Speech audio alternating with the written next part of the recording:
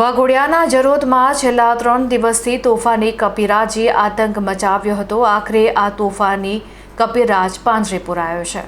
તોફાની કપિરાજે ટૂંકા ગાળામાં જ ગામના અલગ અલગ વિસ્તારોમાં 4 જેટલા લોકોને પોતાના તીક્ષ્ણ દાંત વડે બચકા ભરીને લોહી લુહાણ કર્યા હતા. ઇજાગ્રસ્તોમાં જરોદ ગામની 2 મહિલાઓ અને 2 પુરુષોનો સમાવેશ થાય છે, જેમને તાત્કાલિક હોસ્પિટલ ખસેડીને સારવાર આપવાની ફરજ પડી છે. ખાસ કરીને ગામના ડેરીવાડા ફળિયામાં આ કપિરાજે ભારે હોબાળો મચાવી દીધો હતો. વાંદરાના હિંસક વલણને કારણે ગ્રામજનોમાં એટલો બધો ડર પેસી ગયો હતો કે લોકોને પોતાના ઘરની બહાર નીકળવા માટે પણ હાથમાં લાકડી કે દંડા રાખવાની ફરજ પડી રહી હતી. બાળકો અને વડીલો ઘરની બહાર નીકળતા ડરતા હતા અને આખો દિવસ ગામ લોકોમાં ફફડાટ વ્યાપી ગયો છે, જેને લઈને લોકો ફફડાટમાં જીવતા હતા. આ ગંભીર મુશ્કેલીમાંથી મુક્તિ મેળવવા માટે સ્થાનિક અગ્રણીઓ અને ગ્રામજનોએ તાત્કાલિક વન વિભાગની ટીમનો સંપર્ક કરી સમગ્ર ઘટનાની જાણ કરી હતી.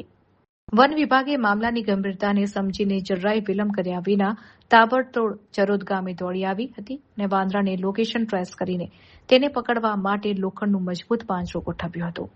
વન વિભાગના કર્મચારીઓની સતત મહેનત અને સ્થાનિકોના સહયોગ બાદ આખરે તોફાની કપિરાજ પાંજરામાં કેદ થઈ ગયો હતો.